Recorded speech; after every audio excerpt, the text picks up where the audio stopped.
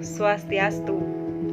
Kami dari kelompok 2 akan membahas materi tentang masalah manusia dan ajaran Upanishad dalam konteks kehidupan modern.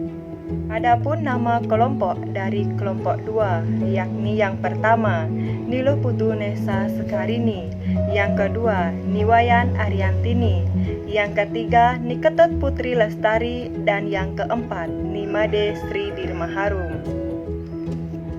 Nah, di sini kami akan membahas materi tentang masalah manusia dan ajaran Upanishad dalam konteks kehidupan modern.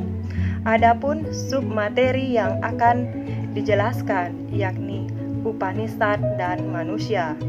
Dalam konteks Upanishad akan membahas tentang pendidikan, dan dalam manusia akan membahas tentang manas, budi, dan cita. Masalah manusia dan ajaran Upanishad dalam konteks kehidupan modern.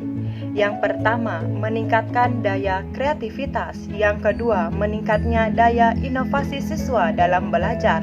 Yang ketiga, tumbuhnya sikap kooperatif dalam belajar. Yang keempat, meningkatnya sikap kemandirian siswa. Dan yang kelima, di dalam kelas siswa akan tampak lebih disiplin, serius dalam belajar, serta kooperatif dalam prestasi, baik prestasi akademik maupun non-akademik. Pengertian Upanishad. Kata Upanishad diambil dari kata upa yang artinya dekat, ni artinya di bawah, dan sat artinya duduk. Jadi di bawah dan di dekatnya.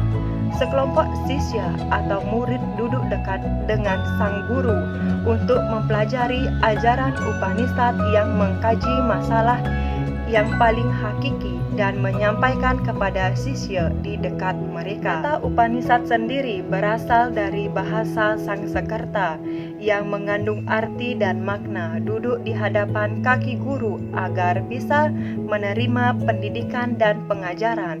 Karena itu sebagian besar dari kitab tersebut berupa dialog yang menjadi antara Maharesi dengan Tuhan. Baik, di sini saya akan melanjutkan presentasi selanjutnya, yakni tentang manusia. Manusia memiliki cita, budi, dan manas.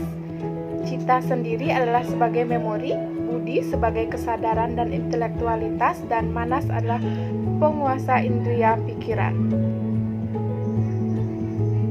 Masalah manusia dan ajaran Upanishad dalam konteks kehidupan modern. Sistem Upanishad yang menghasilkan ajaran yang sekarang kita sebut dengan kitab Upanishad masih sangat relevan dilaksanakan pada zaman modern ini. Masalah manusia dalam kitab Upanishad dalam konteks modern ini dapat dikaitkan dengan dunia pendidikan saat ini. Implikasi dari pola pendidikan Upanishad terhadap siswa atau sisya akan mampu memotivasi siswa dalam meningkatkan daya kreativitas berpikirnya.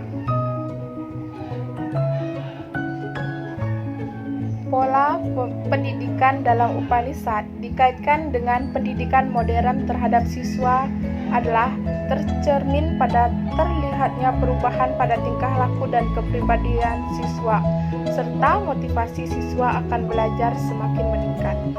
Nah, perubahan tersebut antara lain yang pertama yakni meningkatnya daya kreativitas, yang kedua yakni meningkatnya daya inovasi siswa dalam belajar, yang ketiga tumbuhnya sikap kompetitif dalam belajar, yang keempat meningkatnya sikap kemandirian siswa, dan yang terakhir yang ada di dalam kelas, siswa akan tampak lebih disiplin, serius dalam belajar, serta kompetitif dalam prestasi, baik prestasi akademik maupun non-akademik.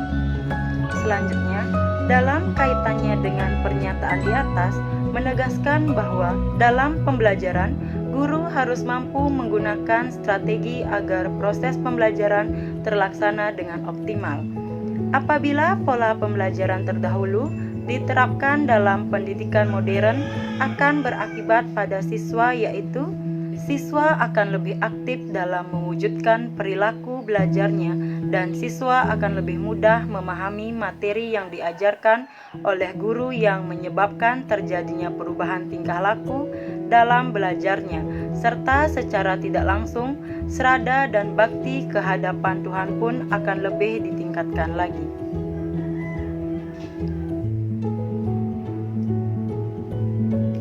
Di mana implikasi dari penerapan model pendidikan Upanishad dalam pendidikan modern yang digunakan oleh guru akan membuat siswa semakin termotivasi untuk selalu belajar dan meningkatkan serada dan baktinya ke hadapan Tuhan. Seorang siswa belajar lebih banyak bila mana setiap langkah segera diberikan penguatan oleh guru. Nah, kata kunci pembelajaran dalam Upanishad adalah siap. Kesiapan dari kedua belah pihak, murid maupun guru. Itulah yang menjadi alasan mengapa saat Sukesa, Satyakama, Gargaya, Kausalya, Bhargawa, dan Kabandi datang untuk mempelajari pengetahuan suci ketuhanan.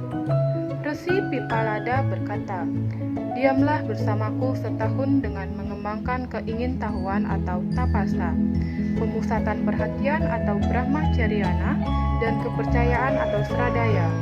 Dikutip dari Prasana Upanishad 1 dan 2. Makna kesiapan sangat penting. Kalau tidak siap, maka pembelajaran percuma diselenggarakan. Itulah yang menyebabkan sutra-sutra Hindu secara umum dimulai dengan kata atta. Saat siap secara menyeluruh, menginternalisasi pengetahuan, Upanishad menekankan pembelajaran dengan pendekatan partisipatif. Baik, adapun kesimpulan dari materi yang sudah kami bahas tadi. Kesimpulannya, sistem Upanishad yang menghasilkan ajaran yang sekarang kita sebut dengan Kitab Upanishad masih tetap bisa dijalankan sampai saat zaman modern ini sekalipun. Perlu kita ingat bahwa sifat Weda adalah anani dan ananta, yang artinya akan tetap relevan dengan perkembangan zaman sampai kapanpun. Masalahnya adalah kita kesulitan untuk mencari guru kerohanian yang benar-benar mampu mengajarkan filsafat Upanishad seperti zaman dulu. Selain itu juga, semakin sedikit manusia modern yang tertarik untuk belajar agama sungguh-sungguh, karena mereka lebih tertarik untuk memuaskan nafsu dan kepuasan indrianya. Jadi masalahnya bukan ajaran Wedanya yang tidak sanggup diterpa oleh zaman, tapi manusianya yang memang tidak mau lagi bersusah-susah menjalankan ajaran-ajaran Weda. Baik, sekian materi yang dapat kami sampaikan mengenai masalah manusia dan ajaran Upanishad dalam konteks kehidupan modern. Akhir kata saya tutup dengan mengaturkan Paramasanti. Om Santi Santi Santi Om.